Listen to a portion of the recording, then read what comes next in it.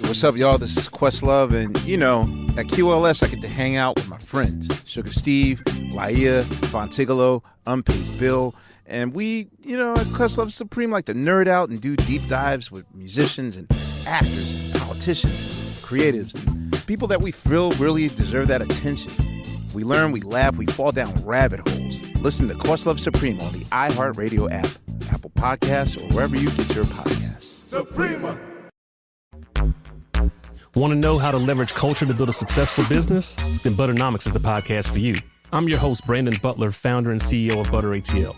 And on Butternomics, we go deep with today's most influential entrepreneurs, innovators, and business leaders to peel back the layers on how they use culture as a driving force in their business. Butternomics will give you what you need to take your game to the next level. Listen to Butternomics on the iHeartRadio app, Apple Podcasts, or wherever you get your podcasts. Hi, I'm Essie Cupp, and I've spent my career interviewing people about politics, presidential elections, and some really tough breaking news. But now I need a break, and I think you do too. So on my new podcast, Off the Cup, I'll still be interviewing people, usually famous and most likely my friends, but about life. The stuff that consumes us when we're not consumed by politics. So come join me every Wednesday for some conversational self-care. Listen to Off the Cup on the iHeartRadio app, Apple Podcasts, or wherever you get your favorite shows. What is the things that light you up? Success should facilitate you being able to do as much of those things as you want to do. If you don't have time to do the thing that only you can do, what kind of life is that? He's the host of The Daily Stoic. His books have sold more than 10 million copies. Ryan Holiday, ladies and gentlemen. Just piling accomplishments on top of accomplishments is not the way one finds meaning in their life or their existence. There has to be some point where you go, this stops with me. We're thrilled to announce that we've reached 3 million subscribers. We're incredibly grateful for each and every one of you. If you enjoyed this episode, don't forget to hit that subscribe button so you never miss out on any of our new releases. We're dedicated to bringing you the content you love. Our team carefully analyzes what resonates most with you to bring on board the best experts and storytellers to help you improve your life. Some of your favorite topics are sleep science, weight loss, physical fitness, navigating breakups, habit building, and understanding toxic relationships. Upcoming episodes include one of the biggest names in health and science, world-renowned relationship therapist, and your favorite manifestation expert is back to drop new findings. Hit subscribe to not miss any of these episodes. If you think of someone who would love this episode, send it to them to make their day. The #1 health and wellness podcast. Jay Shetty. Jay Shetty. The one, the only Jay Shetty. Hey everyone, welcome back to On Purpose, the #1 health and wellness podcast in the world. Thanks to each and every one of you that come back every week to become happier, healthier, and more healed. Today's guest is probably our record holder of most times on the podcast, which makes me very happy. I was just saying to him offline that the doors of On Purpose will always be open to him because when I first kicked off my interviewer journey, I had a show at HuffPost called Follow the Reader. It was on HuffPost Live. I would be on Facebook Live every single day interviewing authors. I was just starting out. I probably had 100,000 people who were connected to my work. And he would always come on. And I think I interviewed him twice there. I then interviewed him at NASDAQ when I had a NASDAQ Reads show. Then he came on my podcast when it kicked off. I'm talking about the one and only Ryan Holiday, one of the world's best-selling living philosophers. Ryan's books include The Obstacle is the Way, Ego is the Enemy, The Daily Stoic, Discipline is Destiny, and the #1 New York Times bestseller, Stillness is the Key, and appear in more than 40 languages and sold more than 6 million copies. Ryan's bookstore, The Painted Porch, which I've not been able to visit yet, but I really want to, is one of the most incredible projects he's working on. And his new book is The Daily Dad, 365 Meditations on Parenting, Love, and Raising Great Kids. I even match my t-shirt. That's how much I love this book. Go and grab a copy. If you love Ryan's work, you're going to love this book. And as someone who is preparing and thinking about being a dad at some point in his life, I'm really excited for this conversation. Welcome back to On Purpose, Ryan Holiday. Ryan, thanks for being here, man. Yeah, I think about that first interview all the time because I think my voice failed, if I'm remembering correctly. I've been doing interviews for days and days, and then my voice just stopped. And there was someone was like crawling on the floor, giving me water or whatever. But now every time I'm like, I hope that doesn't happen again. You got a good, that's exactly Yes. what happened. So we're in this smaller room. Yeah. We weren't in the studio that day for some reason. So we booked this separate room in the office. And yes, your throat fell and you were coughing and you felt uncomfortable. And I'm looking at the producer going, get him some more, because there wasn't water for some reason. Here, we have plenty of water today. You have he brought his own, everyone, if you're not think about watching. it. That's how much I think about it all the time. And you're spot on. The producer literally crawled to avoid being in the shot. Yeah, and people don't, I mean, obviously producers are sort of an unsung role, but like you don't understand all the things that are going on behind the scenes that make it not terrible. And yeah, I think she like crawled under the floor and sneakily handed me the water. Yeah, Helena, why don't you do that? Well, I've never seen you do that before. That's because you're well prepared. No, I genuinely meant what I said. I appreciate it. And I love talking to you. I've always been a fan of your ideas, and you know, to have I've had so many interactions with you makes me very grateful. So well, sometimes it's good when like something terrible happens. I just think about it as like crossing it off the list. Like I remember I gave this talk. This was maybe like 15 years ago. I gave a talk at Yale. There's this thing called the Master's Tea, and you give a talk in the house of one of the headmasters at Yale. It's this sort of prestigious thing. It was really cool. I hadn't given many talks, and I'm sitting there, and you sit on these couches, and like a handful of students are invited. And I'm sitting there, and I feel something on my shoulder. And then I look over, and there's someone leaning on my shoulder. And I was like, what's this? And I realized that one of the students has fallen asleep while I was talking.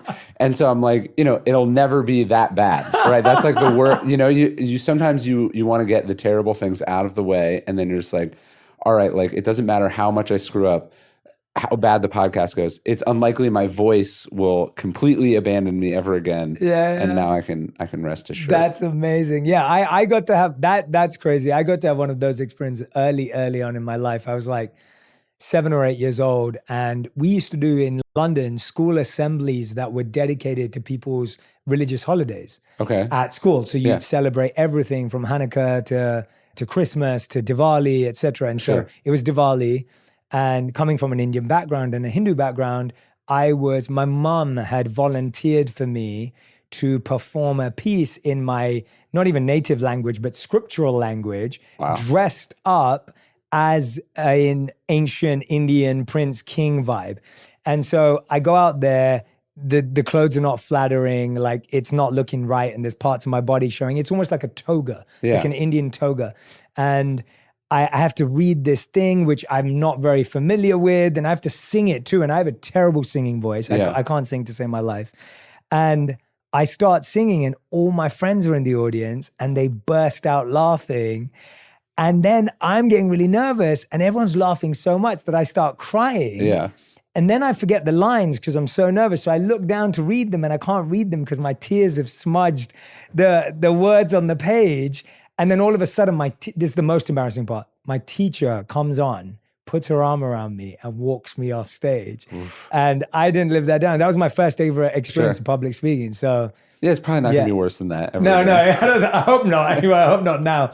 But, you know, I'm really excited to talk to you about this because you just asked me a question, and, we were just talking about this, and I said, let's start recording because it's a good conversation. You asked me if I'm thinking about being a parent. Yeah. And I was saying that me and my wife have always wanted to have kids, but it's really interesting because we'd set up a life that we thought we were going to have. We bought a house right next to her parents, near all our friends in London.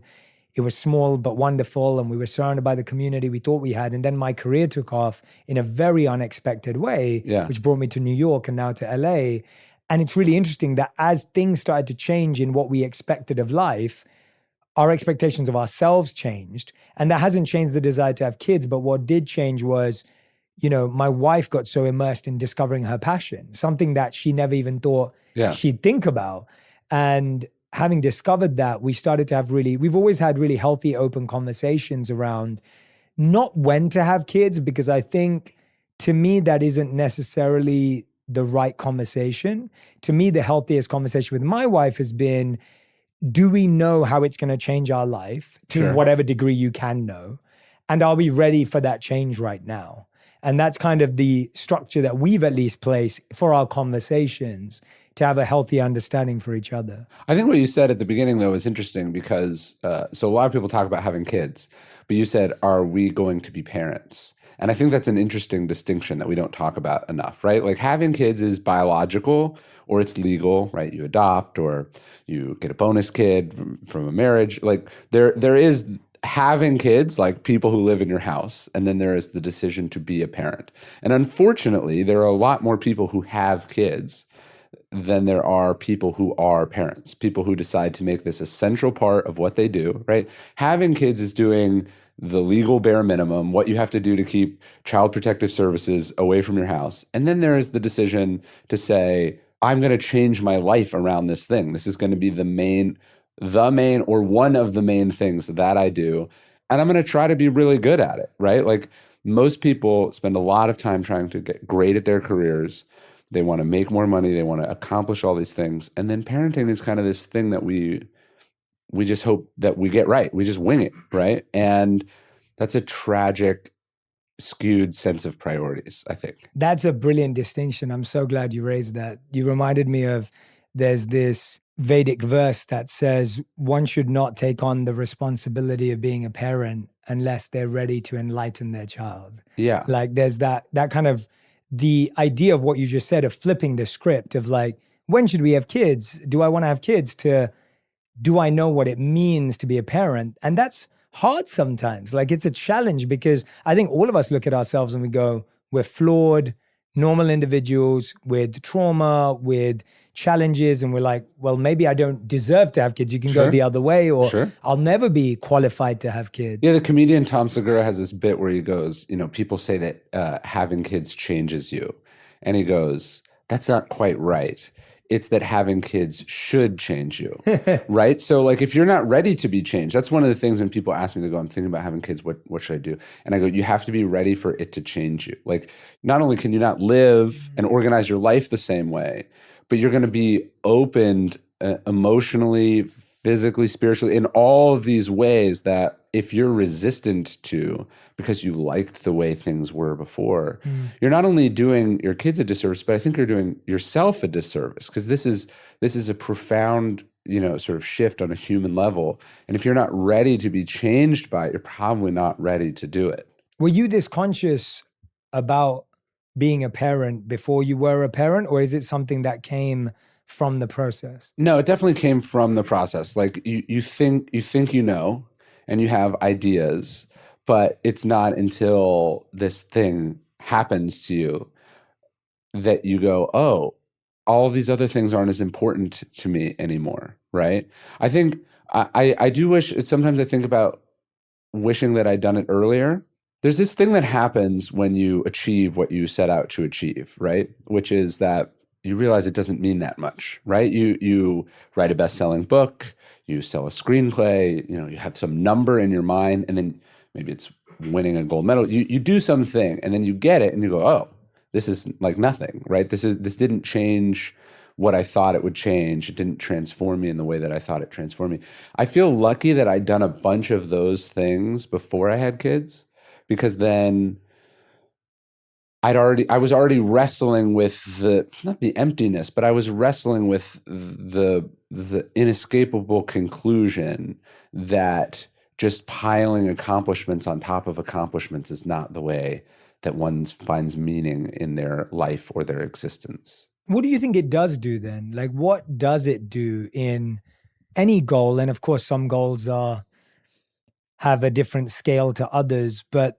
the idea of becoming a best-selling author, or someone who's listening saying, I want to launch a big podcast, or someone saying, the way I look at it is, and I remember going on a really long walk with you once, like through New York, before I'd ever written a book or anything. And it was around the time when I first interviewed you. If someone honestly asked me when I was doing this type of work offline, I actually, A, never believed it would be big. Yeah. And B, was not trying to make it big. So if someone would have asked me whether I was 18 or whether I was 25 and said to me, Jay, like, what's your goal here? My honest answer would have been, I'm just trying to make ancient wisdom relevant because I get joy out of that act in and of itself. Like the act of studying, researching, and simplifying brings me joy. And I love teaching and sharing and sharing those ideas with people and hearing what they have to say about it. And so I was doing that for 5 to 10 people every week for hours every day. Right. I was already happy.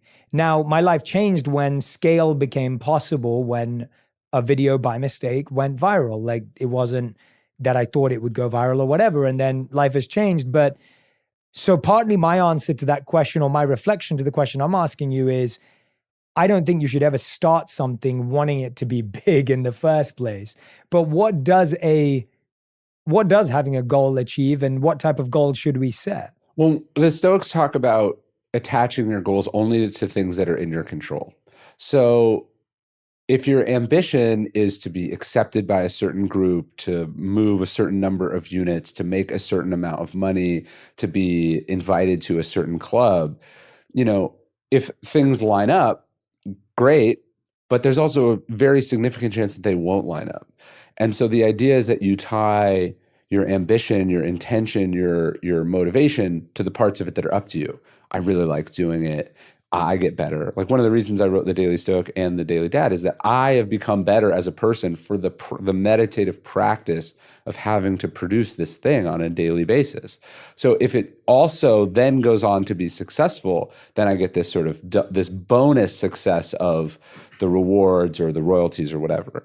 So I think you want to root what you're trying to do as much as possible in what is up to you. The Stoics go, if you only enter competitions where winning is up to you, you will always be a winner, right? And so if your goal is to beat this other person, right, to be more than this other person, this other type of person. I remember I talked to this author once, and he was working on this book, and he said, I said, what's your goal? And he said, I want to sell like 2 million copies. And I said, well, where'd that number came from? And he's like, well, I heard somebody had sold 1 million copies and I doubled it. And so the arbitrariness of just wanting to one up some other person, it's not only sort of empty and trivial, but like, it's not really rooted in anything that's up to you, right? And I think the best way to think about it is this thing up to me or not? And what I have found is that when you accomplish those things, it's great. But it doesn't fix whatever you thought it was trying to fix. It doesn't fill whatever you thought it was trying to fill. I wish I could give to everyone that understanding as early as possible. I do think it's probably something you have to experience at some level on your own.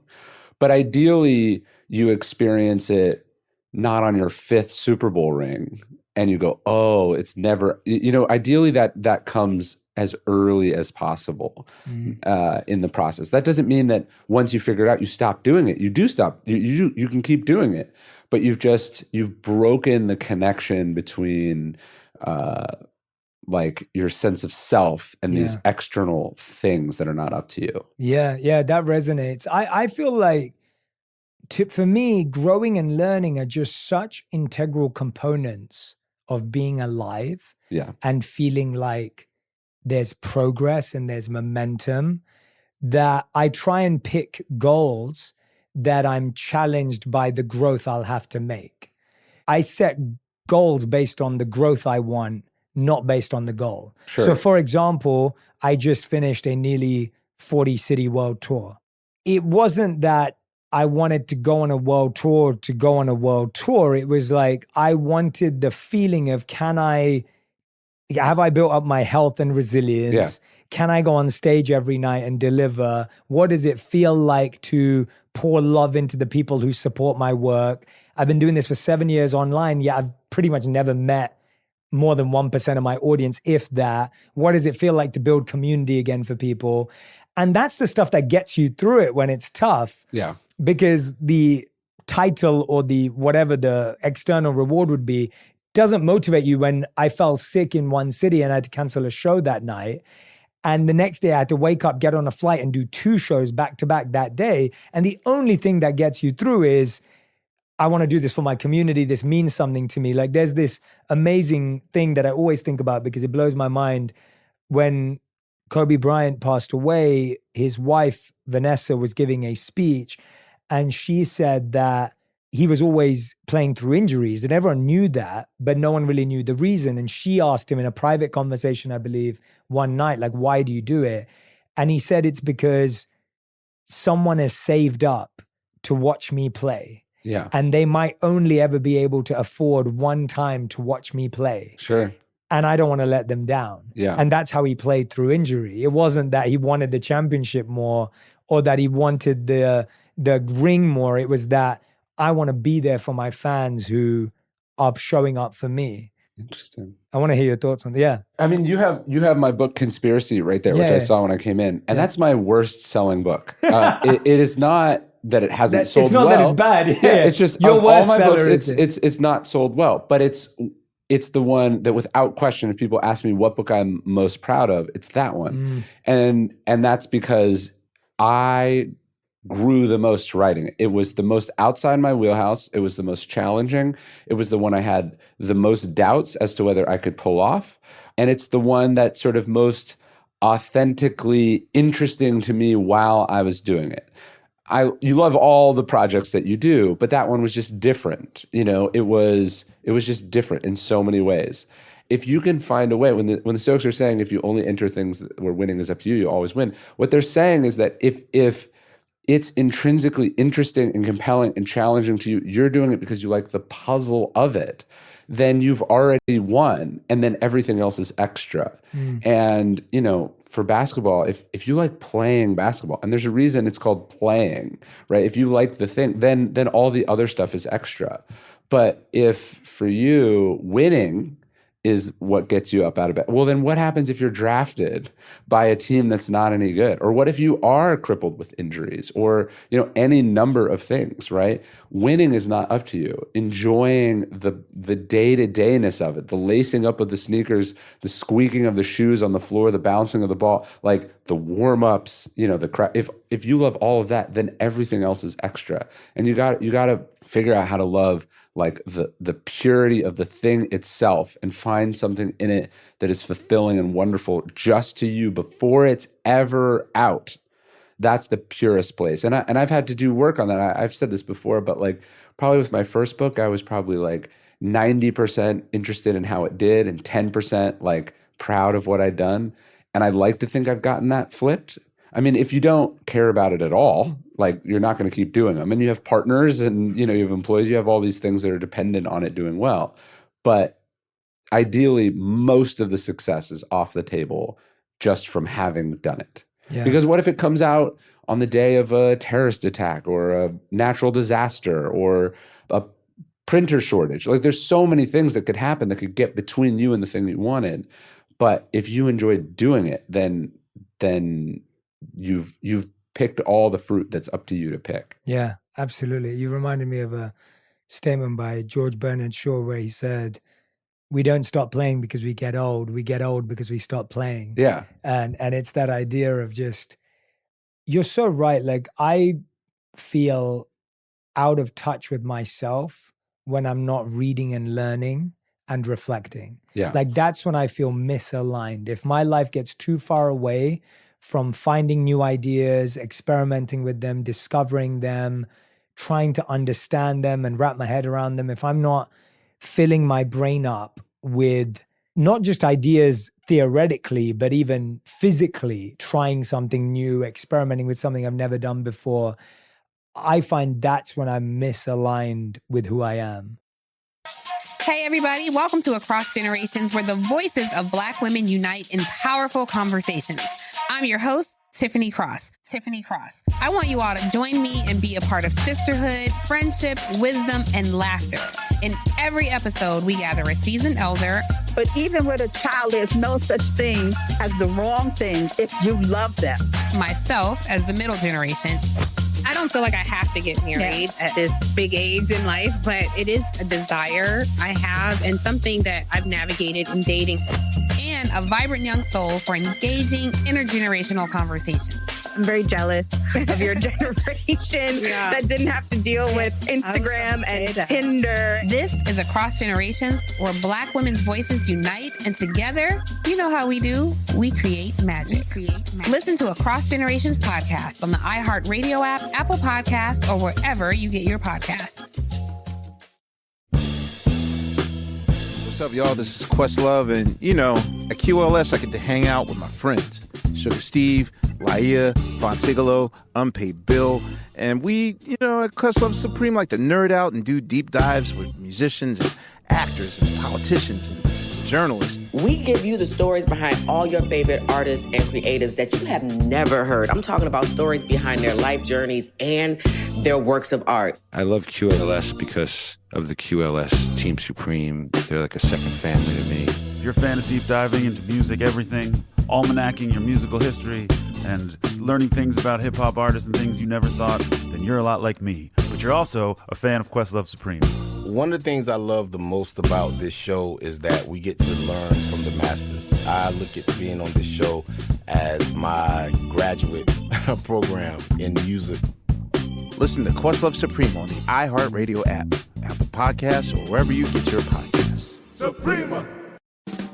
Hey, I'm Jacqueline Thomas, the host of a brand new Black Effect original series, Black Lit, the podcast for diving deep into the rich world of Black literature. I'm Jacqueline Thomas, and I'm inviting you to join me in a vibrant community of literary enthusiasts dedicated to protecting and celebrating our stories. Black Lit is for the page turners, for those who listen to audiobooks while commuting or running errands, for those who find themselves seeking solace, wisdom, and refuge between the chapters. From thought-provoking novels to powerful poetry, we'll explore the stories that shape our culture. Together, we'll dissect classics and contemporary works while uncovering the stories of the brilliant writers behind them. Black Lit is here to amplify the voices of Black writers and to bring their words to life. Listen to Black Lit on the iHeartRadio app, Apple Podcasts, or wherever you get your podcasts. Well, yeah, look, success in your chosen field cannot be not having time to do what you like to do in said field, right? Like, if I don't have time to read, if I don't have time to write, if I'm not on my routine, on my schedule, what kind of success is that? I've mortgaged myself for a bunch of things that I don't want to do. Those things might be lucrative, those things might be fun, those things might be rewarding in their own ways, but the main thing is like, what got you into this, right? And if you don't have the time to do that, what kind of success is that, right? It can be very easy to just say yes to all the things that are coming in, and then you wake up and you go, it has been weeks since I did X, Y, or Z, like the things that light me up. Like, what is the things that light you up? And success should facilitate you being able to do as much of those things as you want to do. Are there always going to be administrative things and obligations and business? Of course. But if you don't have time to do the thing that only you can do, like what kind of life is that? Hey everyone, it's Jay Shetty here. I'm excited to share something truly transformative with you today. As many of you know, I'm deeply passionate about health and wellness, and I've invested into a groundbreaking company called Function Health that aligns perfectly with this passion. Function Health is a health platform that's changing the game by empowering people to truly understand what's happening inside their bodies and what they can do to optimize their health. Think of it as an early warning system for disease and a comprehensive guide to managing your health. Imagine having access to over 100 lab tests. That's 5 times more than a typical physical. Function Health's annual membership includes extensive testing for your heart, hormones, thyroid, cancer signals, liver, kidney, autoimmunity, immunity, metabolic health, nutrients and minerals, inflammation, stress, aging, heavy metals, toxins, electrolytes, and more. This comprehensive approach assists you in having a clearer picture of your health and actionable steps to improve it. One of the most remarkable aspects of Function Health is its accessibility. It's available across the United States, partnering with Quest Diagnostics, which has over 2,000 locations within 10 miles of most homes. And get this, through a membership with Function Health that costs just $499 a year, you gain access to all of these tests that could cost up to $15,000 on your own. That's only $1.37 per day. Function Health is for everyone 18 years or older and provides comprehensive testing for both men and women, including deep hormone panels. Now here's the exciting part. Function Health has a 250,000 person wait list, but they've given early access to a limited number of people in my community. Don't miss out on this opportunity to take control of your health. Go to functionhealth.com functionhealth.com/JShetty to get started. Again, that's functionhealth.com/JShetty for early access. Let's make our health a priority together. I know we both feel grateful and have charted our own, in some ways, similar paths from moving from a corporate career to doing what we love today. And I know we both feel very grateful to be able to do that. But I want to go back to when you were there. And even when I was there, I think about what really worked for me was, so I was at Accenture, for anyone who doesn't know, I was at Accenture after I left the monastery because I needed to find a way to pay the bills and just reconnect with the real world and figure out how I fit in again. And the corporate world was what I would have naturally done before. So it was where I ended up. And I didn't enjoy being a consultant. Like, that is not who I am in any way. But at that time, I didn't know what was possible, but I knew that I could demonstrate my own skills at work. So I started to plan these idea days at work because that was something that work wanted, where I would get to bring in speakers to help people be more curious and excited. And I remember we had Salim Ishmael, who wrote Exponential Organizations, come in one day, and my mind was blown because I was like, I'm getting to hang out with this guy. And there was another person who was a writer and a speaker. And so I was always trying to find ways at work to kind of dovetail my career to get me into the things I was interested by. And that worked for me as a way of satisfying me at work, even though the actual job day to day wasn't. How were you doing that? I know you enjoyed marketing and always have, but what would you say to someone who's sitting here going, yeah, you guys are lucky, you get to do what you love every day. Obviously, you just have to get the percentages right, but I'm stuck in a job that I hate. Well, it's funny. We did have very similar paths. I remember, so I don't believe in this idea that you have to like quit your job, blow up your life to pursue some sort of thing. I wrote 3 books while I was a full-time employee at a large fashion brand. And if you are good at what you do, you can get leverage at that company to pursue these other things. But I remember this would have been like the summer of 2014. So I'd written a couple books, and I'd gone back to American Apparel, where I was sort of consulting in the turnaround of the company. I was getting this huge consulting fee. I was making great money. And I remember I was running in the morning, and I got this like alert on my phone that I had a meeting, like I had a staff meeting. And something hit me. It hit me. It was like, how many people would kill to write books for a living, which is what I wanted to do more than anything. And here I am rushing to get to a staff meeting because it's paying well. Like, this life is too short to be cutting short the things that you want to do that help you be better at what you do, to go to some meeting. And so at some point you make the transition. But for me, the idea was, as long as my sort of corporate work was supporting and facilitating me doing the other stuff, it was great. And then as soon as they were fighting for the same resources, I made that shift. But I think some people think that it's about this sort of bold, burn the boats behind you thing. And it can be. I mean, at some point you do have to do that. But I talk to people and they're quitting their job to write a book, but they haven't published a single thing online. They haven't uploaded a single video, and just start. You can start way smaller than you think. And the first thing that you put out there in the world should not be a screenplay or a book or whatever. Like you need so much interaction with the audience to find out what they like, what you like, what resonates, I wrote online every day for something like 6 years before I got paid a single dollar. I started my first website in the summer of 2005, and my first book came out in the summer of 2012. I didn't hit the New York Times bestseller list for another 5 years after that. It takes a long time. There's a great law. It's called Hofstadter's Law. And it says that it always takes longer than you expect, even when you take this law into account, right? Like it's going to take way longer than you thought. And so if you quit in this sort of dramatic gesture, you're not going to have the runway to pull it off, right? You need like a lot of runway, a lot of time. And so that was certainly my path. It took a lot longer than I thought. Yeah, I'm glad you raised that, and I love that tracking back of your journey just now. And that law is awesome because it's so true when it comes to anything in life.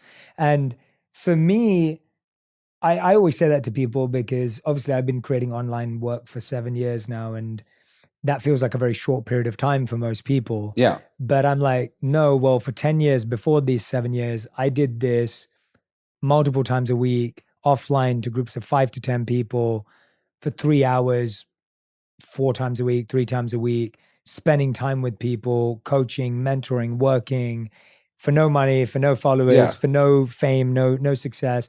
And then on top of that, did 7 years of public speaking training before that, which my parents forced me to go to after the event that I told you about in the beginning, from age 11 to age 18. So my public speaking communication journey started at 11. I'm 35 today. That's 24 years of repetition. Yeah, you need a lot of reps. You need way more reps than you think that you do. And the amazing thing about what social media and the internet does is that you can reach millions of people with your work. The nefarious thing about it is we hear about someone who uploads their first thing and blows up, and we think that that's how it goes, right? And it doesn't. It takes a long time. And I think what you're trying to do is build, you know what a flywheel is? Like you're trying to build this thing. It takes a large number of slow, methodical turns before it speeds up and speeds up and speeds up. And then it starts to really spin and spin stuff off. It takes like a long time. Yeah. You know, when The Obstacle Is the Way came out, it probably sold 3,000 copies its first week, you know. It's now sold millions of copies, but that's where it started, right? And it took a long time. And so when people look at this sort of algorithmic success where they just upload a video and it does millions and millions of views, they think that that's how it's going to go.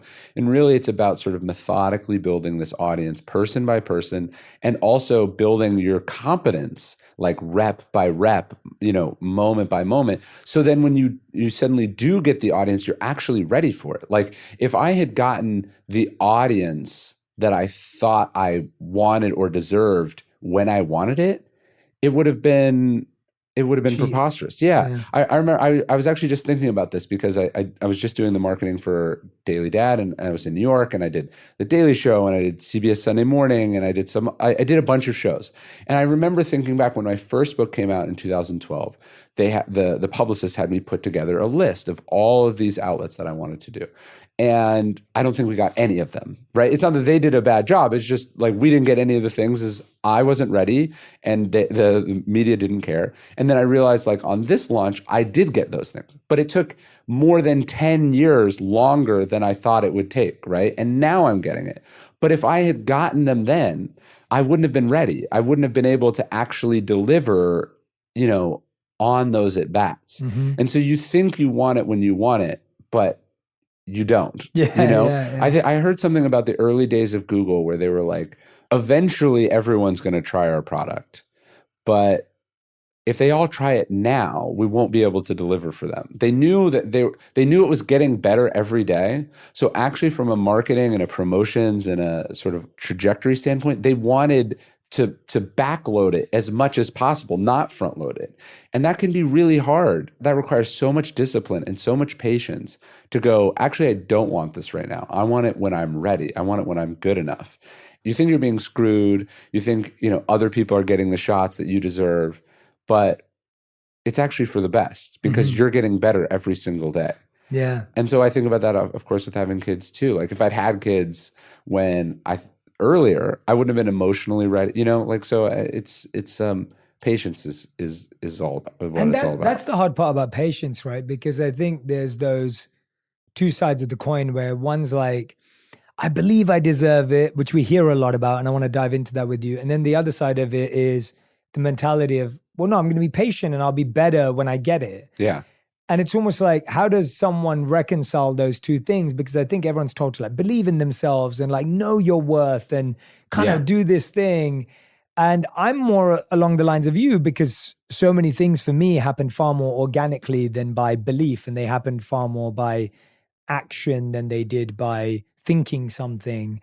For me, it was, well, you're saying like when you first came on my show at HuffPost, it's like I was live every single day with a guest for 9 months, 5 days a week. And then I did the NASDAQ thing where I was live when I was connected to great authors like yourself and other people that I could have on. So before I launched my podcast in 2019, I'd done at least like 2 years of being live every day. And no one, like that show wasn't big or you know, it was good. It was good, definitely, but it wasn't what the podcast is today. And it was just like, but I got 2 years of reps of doing interviews.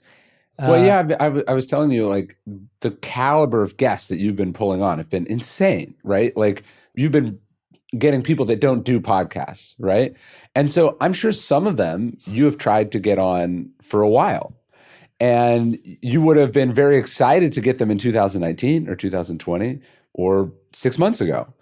But you're better now, right? So you think that you want it when you want it, but it's better to get it later because you'll be better later. Yeah. Right. And the patience and the confidence to be like, I don't have to force it. There's that expression, like, don't run to catch trains. You know, it's like, there's something in that. Like, you don't need to force it. If it's not a fit, it'll come back around. Right. Yeah. And the idea that I sometimes think that everything I've written so far, everything I've thought about, is actually all prologue or preparation for an idea or an idea in a moment in time that I can't even conceive of yet. Like, Michael Lewis, the author, I like that. He'd probably written 15 books before The Big Short came out, right? When the markets melted down in 2008, he had written dozens of popular books about finance, about sports, about, tech entrepreneurs. And then that moment happened, and he was the person to write that book, which sold millions of copies, was turned into a huge movie. That was when the man and the moment met, right? And I think Churchill said something about, like, there comes this time in everyone's life where, destiny taps you on the shoulder, and he says it would be a shame if you weren't ready when that happened. And so, everyone thinks they're ready and they want it now, but you don't know what the future holds. And so just this sense that, like, every day I get a little bit better. I work on it all the time. I'm putting in my reps. I'm following my process. I'm, putting in the hours. And I have this, maybe it's a little delusional, but I just have this vague sense that there's a thing that I haven't even thought of yet. And that will be the best thing that I do. Yeah. And that kind of keeps me going. What a beautiful way to live. That's spectacular. And at one point I remember sitting with someone, and he wasn't trying to teach me. He wasn't a mentor. I was sitting with him at a wedding, and he was just telling stories of his life. And he'd had quite a fascinating life because of something that his dad did. And he used to, just as a kid, be following the Daily Dad, like following his dad around. Yeah. And he was taking on crazy adventures and experiences as a little kid just because his dad had a crazy job. Sure. I used to listen to him and be like, wow, like, this guy just has so many stories. They're not achievements. They're not like, I got an award, or it wasn't like, oh, and then I became invited. It was just, he had a great set of stories he was sharing. And I realized that at one point, collecting experiences, collecting skills, collecting abilities, qualities was so much more of a better pursuit. And I look at that, what you just said, for me today, it's like, I chose to be a monk without knowing what it was. Before that, I went to public speaking school because my parents forced me to go, not knowing that. I never said, oh, I really want to be a public speaker at 11 years old. And then I went into the world of Accenture and learned about business and strategy, which was very, very useful. And like today, I put all those three things together, and my career is based off all three of those experiences, but I could never have known that. And it goes back to that famous Steve Jobs statement of, you can always connect the dots. You can't connect the dots moving forward, you only can looking backward. Yes. And so when you're living, it's almost like collect experiences and skills and abilities and relationships. When I was interviewing you all those years ago, I would never have known that we would still be friends and we'd connect and support each other. You've supported my books. But it's that you're just collecting that connection and relationship, if that makes sense. Yeah, one of my mentors, the writer Robert Greene, he said one of the great things about being a writer is that it's all material. That everything that happens to you is material. And so if you just go through your life going, hey, I don't know why I got dumped here. I don't know why my house flooded. I don't know why any of this stuff happened to me, but I'm going to choose to see it as something that's happening for me as an artist, a leader, a parent, a spouse, that this is teaching me something, right? When we say that the obstacle is the way, it's not that, hey, this thing happened, and now as a result, your business is 10x better off, right? Like it sometimes just shit happens, bad shit happens, but you learned from it. or it forced you to grow in some way. Just the sheer hanging onness of it made you stronger and better, right? It's not that, hey, there's this magical, opportunity in this, that there's this just slightly secret silver lining and then everything's awesome. No, it's much deeper than that. Yeah. It's that the stuff that happens is shaping you and forming you and giving you opportunities to, evolve as a human being. That's what that idea is. And so, there are things that I've gone through in my life that end up shaping my writing for things that I don't even know. I didn't know until I sat down that day that would come back out, right? And so it's just this, it's this process of accumulating experiences, accumulating insights, accumulating, things that you've read, and then it all funnels ultimately into the work. And what a great way to live, knowing that your best work is still ahead of you. Yeah, I hope so. I mean, maybe not, right? Maybe not. I believe it. I believe it for you. I believe for me. I think that's a great way to live and think. Yeah, I mean, your best work doesn't have to be your most successful work. Of course, yeah, that's what I mean. Yeah. I'm just saying that's how I get up every day. Is that I think, hey, there is this thing in the future. Maybe I won't be ready for it. Maybe I won't be around. But I like to think that it's all building towards something. Want to know how to leverage culture to build a successful business? Then Butternomics is the podcast for you. I'm your host, Brandon Butler, founder and CEO of Butter ATL. Over my career, I've built and helped run multiple seven-figure businesses that leverage culture and built successful brands. Now I want to share what I've learned with you. And on Butternomics, we go deep with today's most influential entrepreneurs, innovators, and business leaders to peel back the layers on how they use culture as the driving force in their business. On every episode, we get the inside scoop on how these leaders tap into culture to build something amazing. From exclusive interviews to business breakdowns, we'll explore the journey of turning passion for culture into business. Whether you're just getting started or an established business owner, Butternomics will give you what you need to take your game to the next level. This is Butternomics. Listen to Butternomics on the iHeartRadio app, Apple Podcasts, or wherever you get your podcasts. Hi, I'm Essie Cupp, and I've spent the last 20 plus years knee-deep in politics and the news. I've covered some really tough subjects, from war to genocide to 6 presidential elections, way too much Trump. And you know what? I need a break, like a mental health break from the news, from the triggering headlines. And I kind of suspect some of you listening out there might need a break too. So my new podcast is going to be just that, a fun and loose space where I talk to my famous friends and people I admire about all the stuff that consumes us when we're not consumed by politics. I did not really rebel in the 60s. I had no sex in the 70s. What? I made no money in the 80s. So when true crime came along, I missed that trend too. So many great guests are joining me, from Josh Mankiewicz to Larry Wilmore to Molly Jong-Fast to Josh Gad. I'm so excited that you have this platform, and I am just hoping that I don't destroy the platform in its earliest stages. Listen to Off the Cup on the iHeartRadio app, Apple Podcasts, or wherever you get your favorite shows. Hey, I'm Gianna Prudenti. And I'm Janae Jackson Gadsden. We're the hosts of Let's Talk Offline, a new podcast from LinkedIn News and iHeart Podcasts. When you're just starting out in your career, you have a lot of questions, like how do I speak up when I'm feeling overwhelmed? Or, can I negotiate a higher salary if this is my first real job? Girl, yes. Each week, we answer your unfiltered work questions. Think of us as your work besties you can turn to for advice. And if we don't know the answer, we bring in experts who do, like resume specialist Morgan Sanner.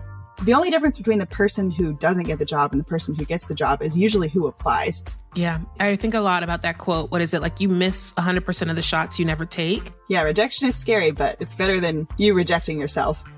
Together, we'll share what it really takes to thrive in the early years of your career, without sacrificing your sanity or sleep.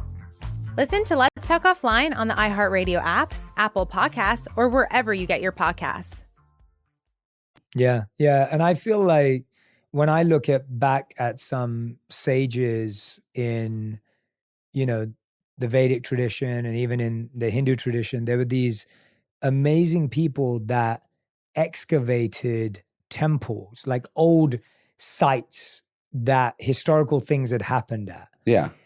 But no one really knew about it, so no one would really visit. But today, 500 to 1,000 years later, sure, pilgrims visit these places. Yeah. And they did that believing and knowing that one day this place will be of significance, but not maybe in my lifetime. Yes. And so they were able to fast forward their service in one sense, or their passion, knowing that one day this will serve others, one day this will mean something to people, even if it doesn't right now, even if it's seen as valueless right now. No, it's kind of beautiful to go through life and go like, hey, somebody planted this tree. Somebody built this road. Somebody created this institution. Somebody fought for a very specific way of setting it up or thinking about it. Somebody went to prison over this, right? Somebody crossed and like all of us are the lucky recipients of investments that people made a long time ago. Mm-hmm.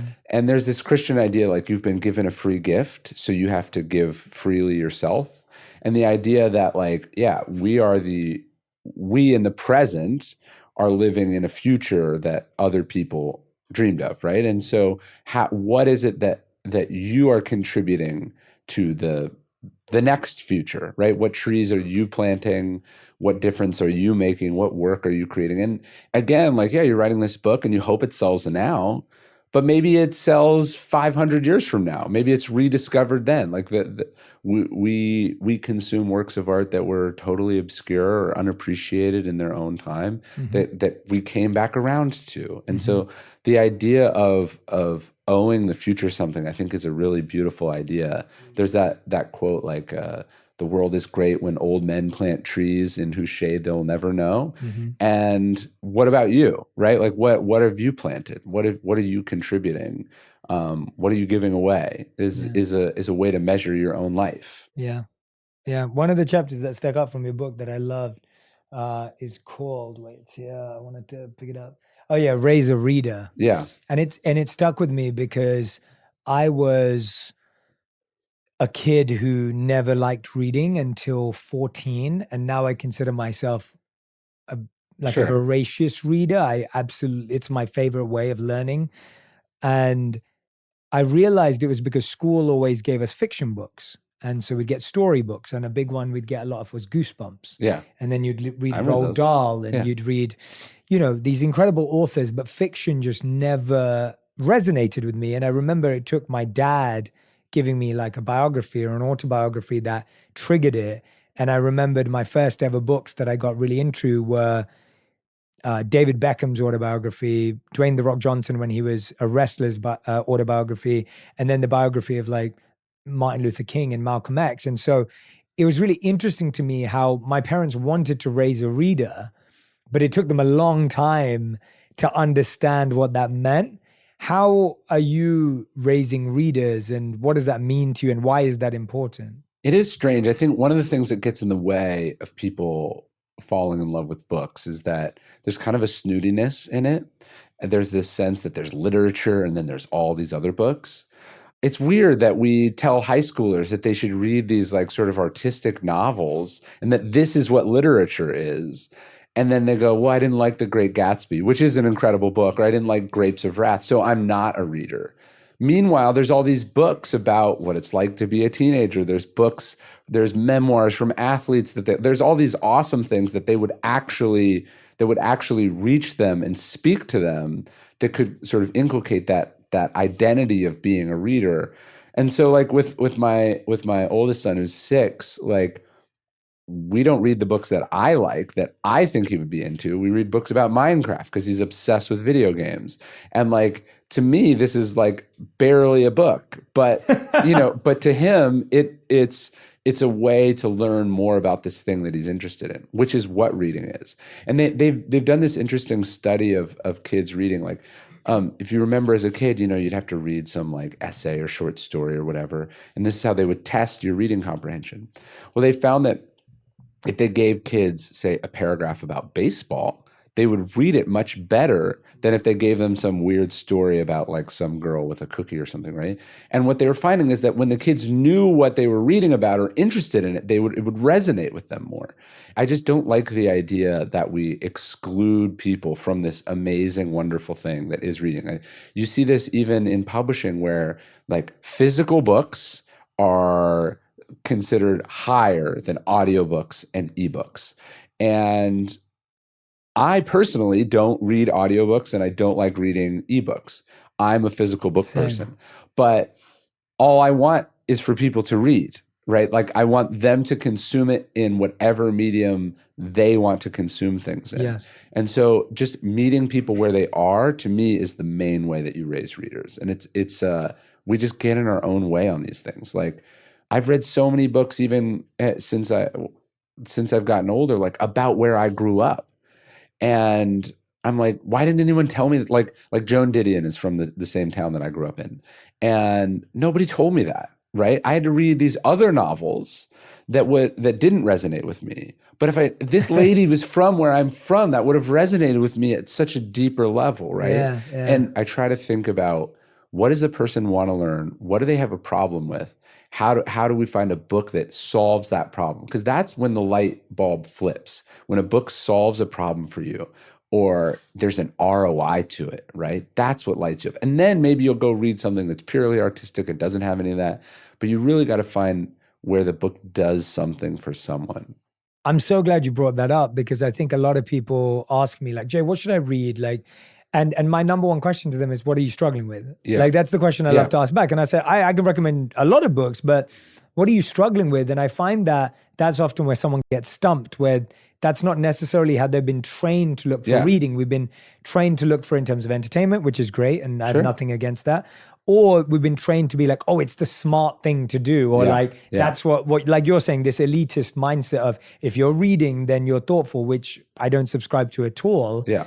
And so then you actually lose it. Like for me, we were growing as a team. My company was growing over the last couple of years. So literally all I've read is hiring books, culture books, leadership books. That's all I've been reading. Yeah. And it has been the best investment, and it has solved so many problems, and it has solved so many challenges or mindsets I didn't have. And I think that's I just want to highlight that point, because I feel the same way, that if you're struggling to know what to read, look at what your challenge is, look at what your struggle is, look at what problem you're trying to solve, and you'll naturally be more inclined and immersed. It's important to realize that pretty much anything you're going through, someone has gone through before and written a book about. Maybe they succeeded and they wrote a book about their successes, or they failed and they wrote a book about their failures, right? There are almost no new human problems. People have been doing whatever it is that we're doing for thousands of years.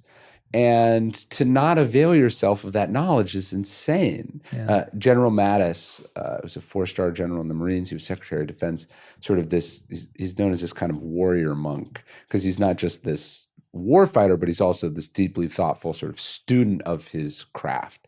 And he points this out to like young soldiers. He says like, hey, people have been fighting on battlefields for as long as humans have existed. And the earliest literature is about this, right? You know, whether we're talking about Homer or Gilgamesh, you know, the idea that you would not avail yourself of the lessons they've learned, he's like, is insane. You know, he's like, the mistakes you're making cost people things. And so to make a mistake by trial and error that someone else has already gone through is reckless and irresponsible. And he has this great quote I think about all the time. He says, if you haven't read hundreds of books about like what it is that you do, he said, you're functionally illiterate, right? Illiterate not in the sense that you can't read, but illiterate in the sense that you haven't read. And it's the same thing, right? If you haven't read it, you don't know about it. And the fact that you could is irrelevant. What matters is, have you read about this? And so just realizing that whether it's parenting or starting a business or you know, being successful or creating social change, like people have been through this a long time and they have really thoughtful things to say about it.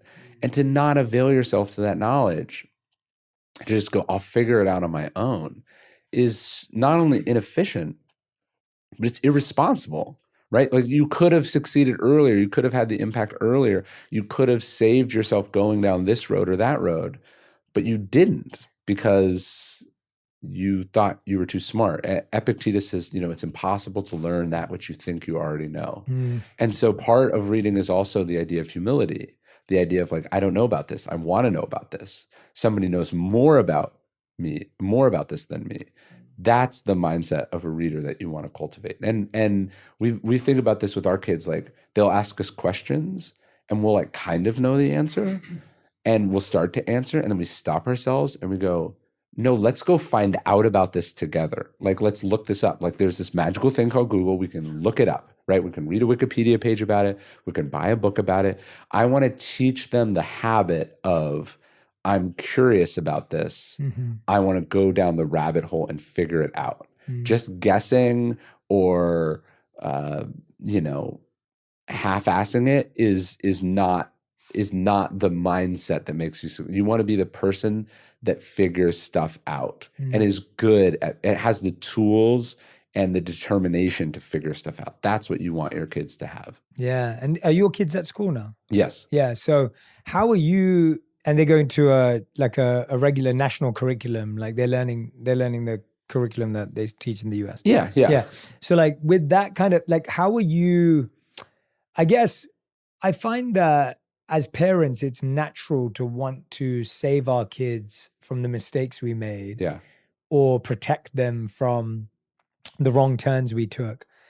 I would love to hear your philosophy or your thoughts or your approach right now, especially with the Daily Dad, on how are you doing that, or are you trying to limit your projection onto them? Like, how do you deal with them as fresh humans, but then also your thoughts around the world and how school works? And how do you navigate the fact that you can always think you know what's right for your kids, but most of what you think is what's right for them is based on what you think was wrong for you?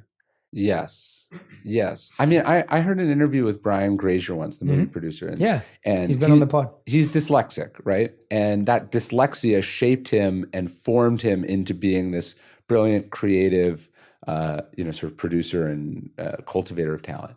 And so someone asked, like, well, would you want your kids to go through it? It was so formative in shaping you. And he was like, are you out of your mind? So there is this sense that the struggles we went through, if we can spare our kids them, that's great. And then at the same time, we also understand that if you spare your kids all trouble and all difficulty, they become very fragile. And so it's this kind of tension between, I sort of say, like, you want your kids' life to be good, but not easy, right? Like, so where you can prevent needless suffering or struggle or pain, you want to. And then at the same time, if you do everything for them, you're actually making life so much harder for them.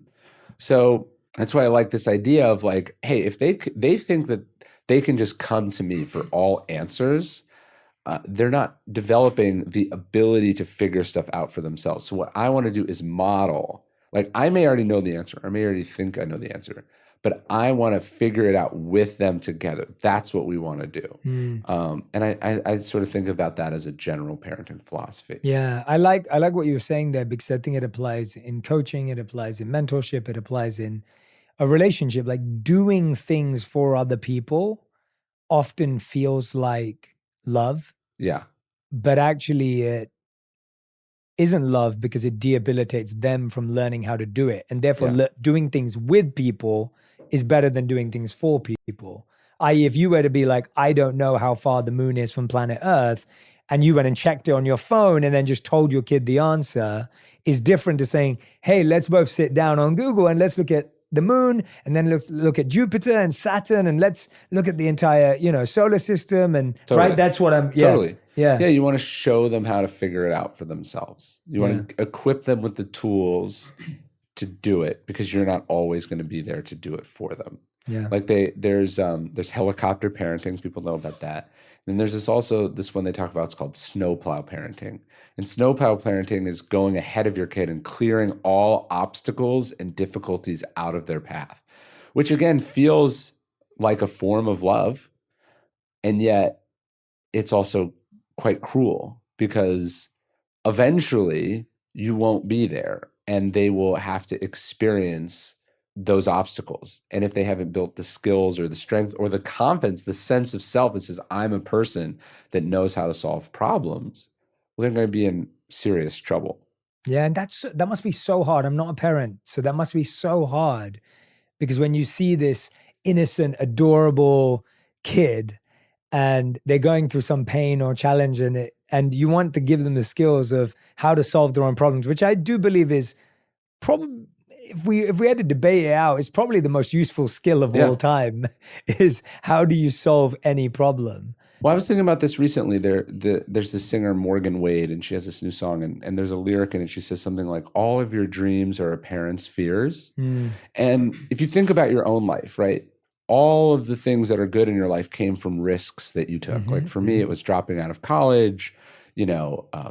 My wife and I, we got together super early. We moved in. We did things that in retrospect were crazy and people probably thought were bad ideas. I made career decisions that were crazy. I did all these risks, and I wouldn't be here without the risks. And so one of the things that's hard as a parent is realizing that, like, more than anything, what you want is for your kid to be safe, right? And so there's almost this inherent conflict, right? Like a person wants to be happy and fulfilled and do cool things, and a parent wants nothing bad to happen ever, right? And the ability to realize that there is a tension there, that the thing you want more than anything will ultimately smother and deprive them of the thing that they want more than anything. It's all of it. Like when I dropped out of college, my parents took it really badly. Like it crushed them. They'd worked so hard. I think so much wrongly of their identity was tied up in my sister and I's success. And they didn't want to be the parents that had a kid that dropped out of college, because that's weird at a party or something to talk about. And maybe it was a bad decision. Maybe it ended up working out, but maybe it was a bad decision. And so I did it. But then immediately after, a bunch of really bad stuff happened. Like it ended up being way harder than I thought for a bunch of reasons. And what I really needed then was parents, right?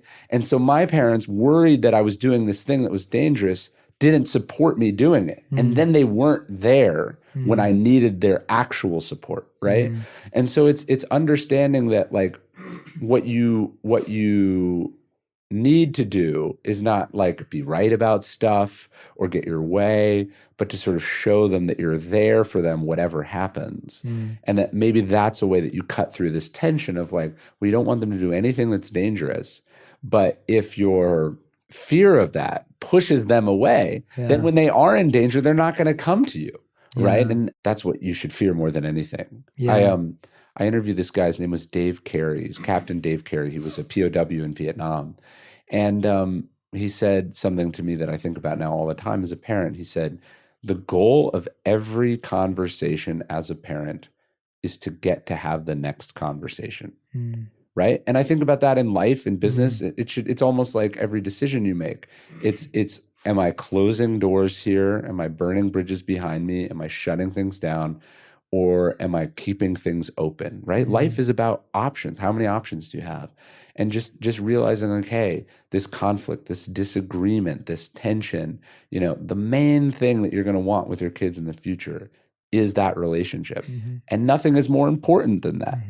And so I think about that all the time. Yeah, no, I mean, reflecting on what you're saying, I feel like that was something that was so, like, my parents, when I did decide to become a monk, it was like that was uncomfortable for them. Of course. I never went to my graduation ceremony. I graduated, but never went to have the picture taken. And that was a big thing because everyone's house we'd go to, they've had pictures of their kids, with their little scroll and the hat and all the rest of it. But it was the same. They didn't support it and they didn't block me. Yeah. And then when I failed at it or when it all ended, they were there to catch me. I moved back in with them. Yeah. And those two statements you put, two of the chapters in the book are always be a fan and love unconditionally. And I was reflecting on those and I was like, I think my parents have always loved unconditionally. Like they've been able to have this relationship with me where, I would totally give them credit for that, where they never let me feel like they weren't there for me regardless of even if my choices were totally against theirs. And I respect them a lot for that because I've made it hard many times. No, it's beautiful. And kids do make it hard, right? And it's going to be a challenge. There's a story about Jim Volvano, the basketball coach. He realizes at like 10 or 12 or 13 or whatever, that he wants to be a basketball coach. And he tells his dad, he says, I want to be a college basketball coach. And he goes, okay. And then the next day, his dad calls him into his bedroom and he says, what's going on? And the dad says, see that suitcase? And the son says, yeah. And he says, it's packed. And he says, why? And he says, it's packed for when you coach in the Final Four.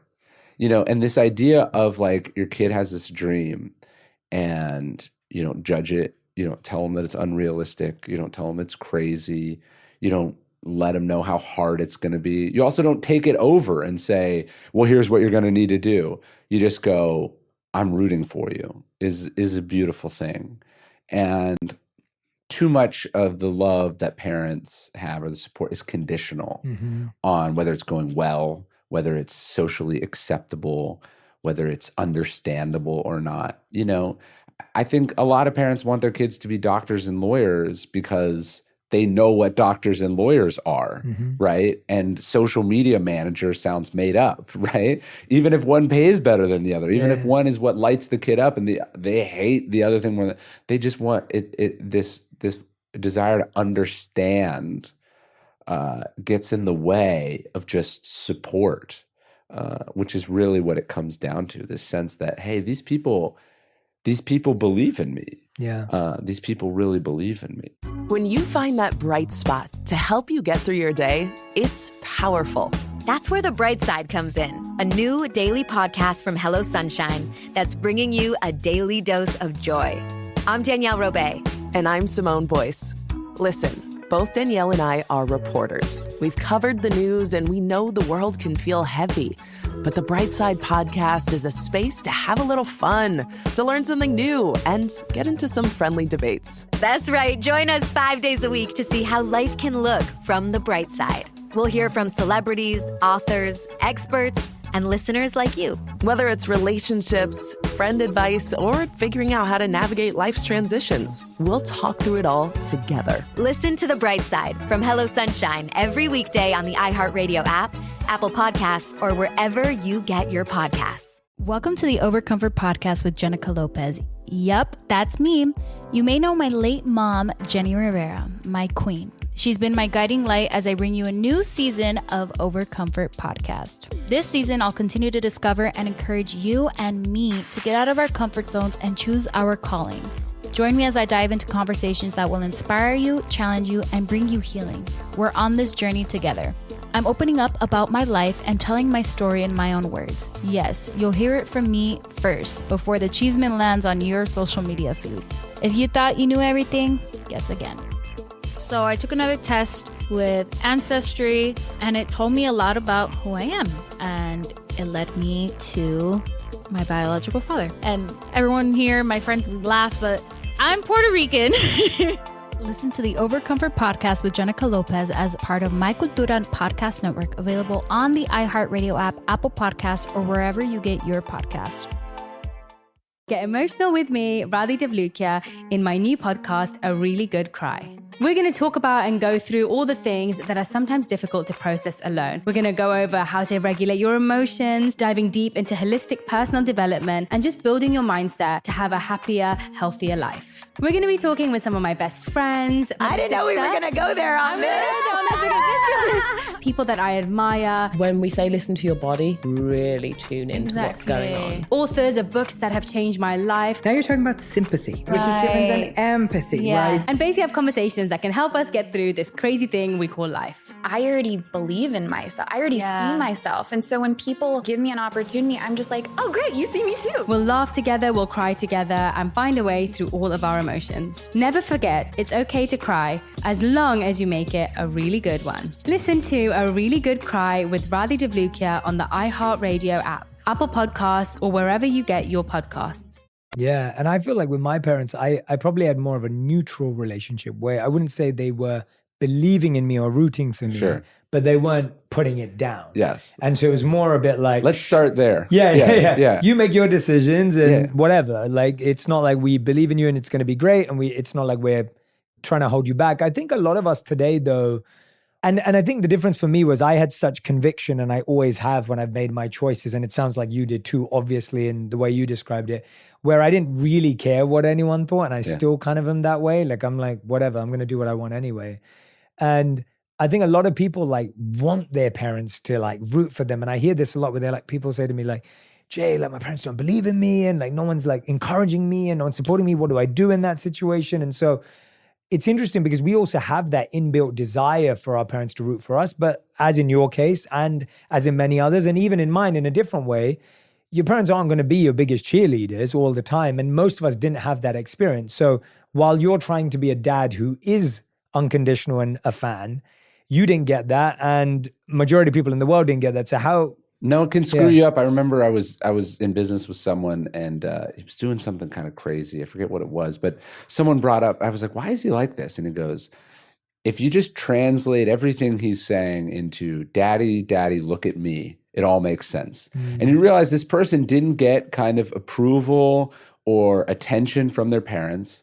And it drove them to be successful in business, but it also made them a liability in business because they weren't dealing with the situation at hand. They were dealing with this sort of unfulfilled, unmet desire to get attention, to be recognized. And that's a really dangerous thing, you know?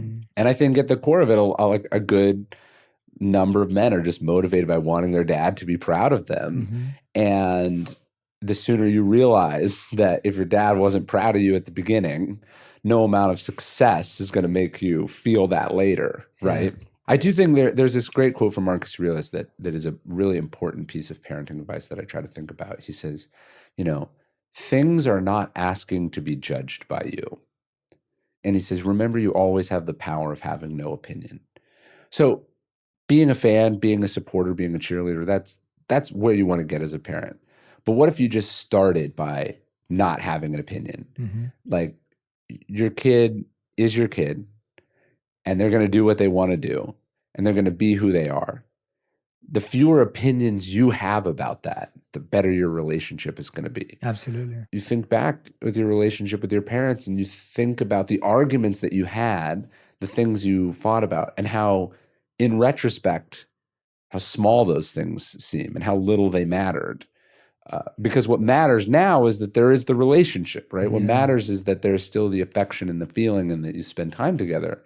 And yet there were moments where it seemed like they were willing to trade that to enforce some arbitrary rule or some cultural norm or, you know, force you into some box that they had for you. And the fewer opinions you have, the better, I think, as a parent. Like, your kid likes this video game. The fact that you think video games are dumb is an opinion you don't need to have. Yeah, keep it to yourself. Yeah. And how do you deal with it on the other side? Like, I find that I'm sure a lot of people listening, they're like, I wish my parents had that mindset, right? Because they didn't. But then how do you still live a meaningful, fulfilling life? Because so much of who we are is wrapped up in this entire relationship. And you find, as you said, we are like, I'm going to do my own thing because I want to control my life, but we're still controlled by the expectation of being successful because our parents want us to be successful. So we're still trying to prove them wrong or right. And so how do you kind of, what do you do in that scenario where someone's lived a life and they're like, well, I'm kind of like you, Ryan, where my parents weren't my number one fan. I didn't have unconditional love. They don't support me. And I still find myself trying to impress them all the time. Yeah. Yeah, it's realizing that if you didn't get it, you're never going to get it, and to try to continue to get a thing that you're never going to get is a fool's errand, right? And that you have to figure out why you want to do what you want to do and what's important to you, right? And that, have you ever done any inner child work? Yeah. Yeah, you realize, oh, hey, like my parents weren't what I needed to be to this 14-year-old, but I need to be what that 14-year-old needed, or I'm going to go through the world as a 14-year-old. Mm-hmm. And it's not appropriate for a 14-year-old to be in this meeting or in this conversation or to be, operating at this level. You have to sort of reparent that inner child, or it's going to pop out at totally inappropriate times and places. And I think one of the beautiful things about having kids is it does give you a sense of who you were, right? You don't really remember what it's like to be 4, and then you have a 4-year-old and you go, oh, this is what I needed as a 4-year-old. Yeah. And so I can't go back in time and give that to my 4-year-old self, but I can do a better job for this 4-year-old. We dropped my 4-year-old off at camp yesterday, and he really didn't want to go. He was really struggling. He was really upset, and he was sort of having this anxiety attack, and he was struggling, he was crying. And so ultimately, after like 30 minutes, this is dragged on, and 30 minutes, 45 minutes, it's going, and he's getting more and more upset. And then without even talking about it, we just decided he didn't need to go. And as my wife got back in the car and we're driving him back to our house and we're going to, just have a fun day or whatever, all I said was, I think we both know that our parents would have handled this differently. Mm. And, they would have forced it, right? And the idea that, hey, it's an opportunity to do things differently, to stop certain cycles, right? To turn over new leaves, to just do it a better way. Yeah. And that is not only your obligation, but it's also healing for yourself. Mm. To go, oh, this is what I needed then. And you can't go back in time, but you can write a better future. What gave you the intuition in that moment for you specifically to know whether to push them to go to camp, or where you were like, no, actually, because I remember as a kid, I used to get a lot of those anxiety attacks as a young kid. And I remember even when I was going to high school, I had to take exams to get into certain high schools that my parents wanted me to go to.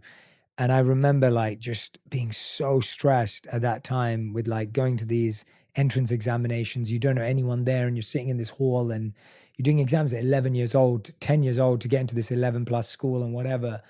And I remember feeling that when there were times when my parents were like, it's okay. And there were times when I was pushed through. And obviously I only personally remembered the ones that I was pushed through that worked out. Yeah. But naturally there are lots of kids in the world who only remember the times when their parents should have let them pull out and they didn't. Yeah. So how did you, at least for yourself, reconcile that in a moment like that?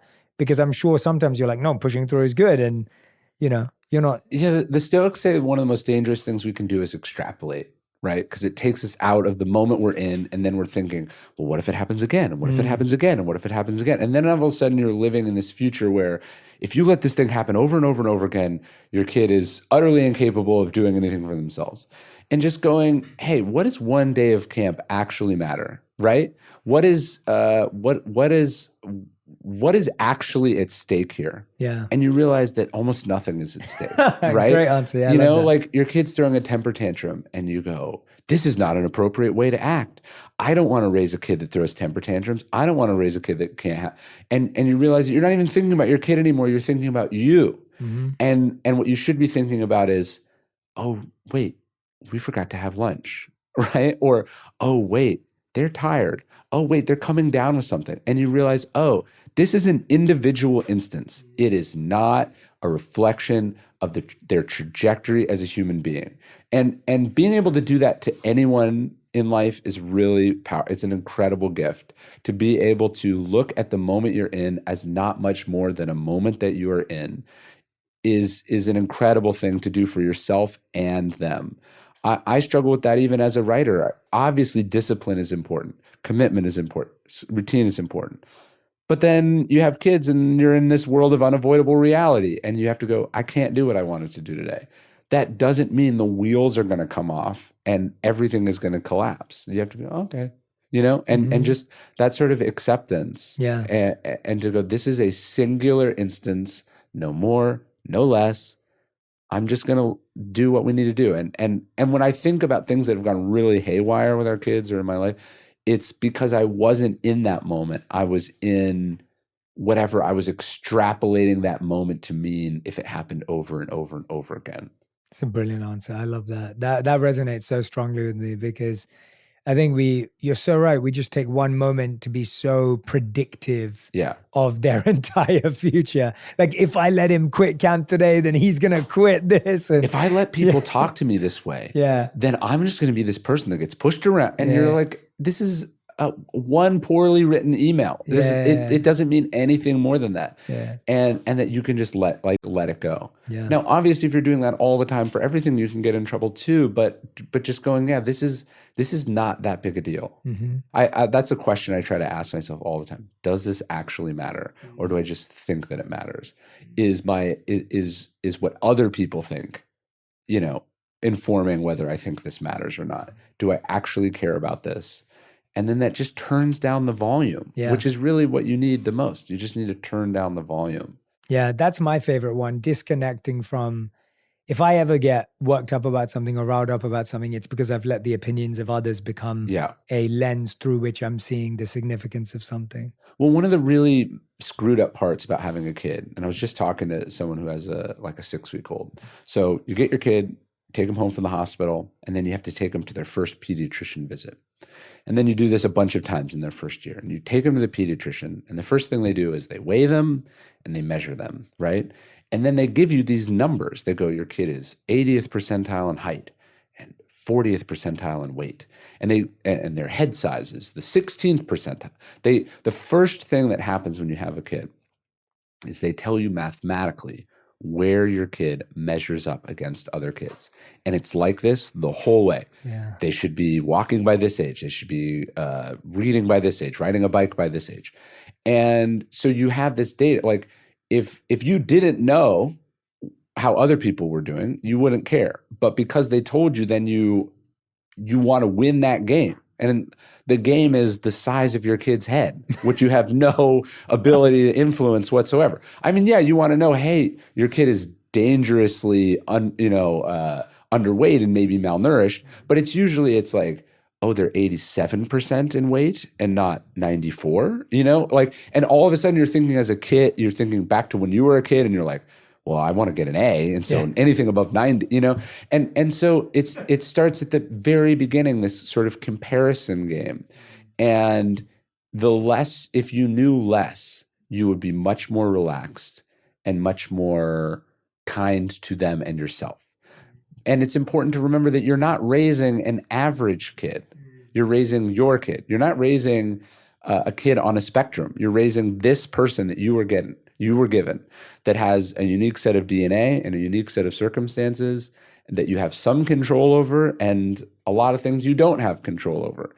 And I think the more you can kind of tune out what other people are doing, like my wife and I were like concerned that this kid we know who was born like the same day as my son, like he's riding a bike and my son can't ride a bike. And we're like, are we screwing up? Are we holding him back? Are we bad as parents?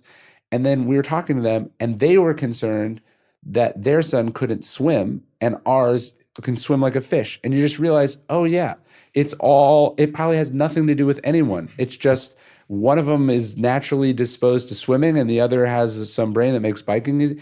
And if we didn't know that some kids were doing this and some kids were doing this, we would just be like, well, they'll learn it eventually, right? And so I think, of course, it is important to benchmark and know generally when stuff's supposed to happen, but just so much of this information, it's only there to make you feel inferior or insecure or alarmed. And that's not going to make you a better parent.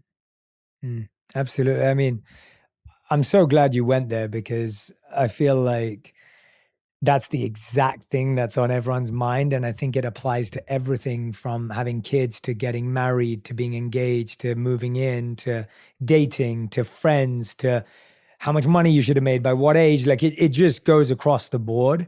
I wonder, I've spoken to a lot of people on the podcast about mum guilt to mothers.